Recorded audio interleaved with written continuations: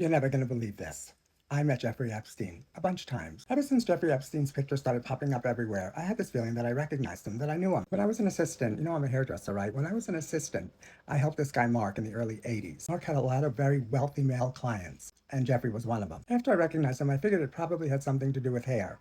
So I asked the hairdresser to find out before I told anybody, and sure enough, he confirmed. I wish I could remember what we talked about, but I don't. Off topic, but still interesting. Randy Gerber, who's Cindy Crawford's husband, was also a client of Mark's. Him I remember. He seemed young, fun, interesting, but what I remember most about him was that every time he came for a haircut, all he talked about was Cindy Crawford, and he hadn't met Cindy Crawford yet. Every time Randy came, he talked to me and Mark about marrying Cindy Crawford, but he hadn't met her yet. When they got married, I was so shocked. How in the world did that happen? I mean, talk about manifestation. Anywho, back to the story. A little later, but it was still in the same time period, this very tall, very beautiful young woman sat in my boss's chair. She was 17 or 18 years old and wanted to be a model. She was from Merchant, Pennsylvania. She had curly hair. She had never wore it straight before, so I offered to blow it out for her. And during the time, we talked, and I really liked her.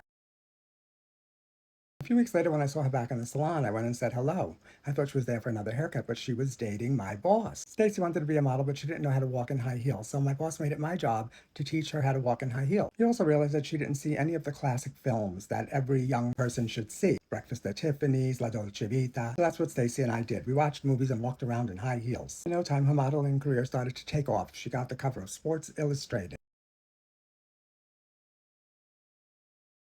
When she got a part on the Bill Cosby Show to be Theo's girlfriend, we were all so excited for her. I was so thrilled.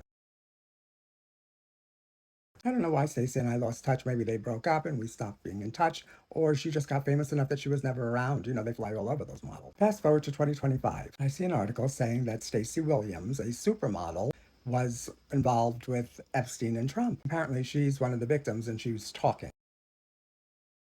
I sent the article to my old boss and I said, "Is this our Stacy?" "Yeah," he said, "I think so. I mean, what other Stacy could it be?" You know, now she's 57. Even though I only knew Stacy for a short time in the 80s, probably through the 90s, right? Mid-90s, mid-80s to the mid-90s.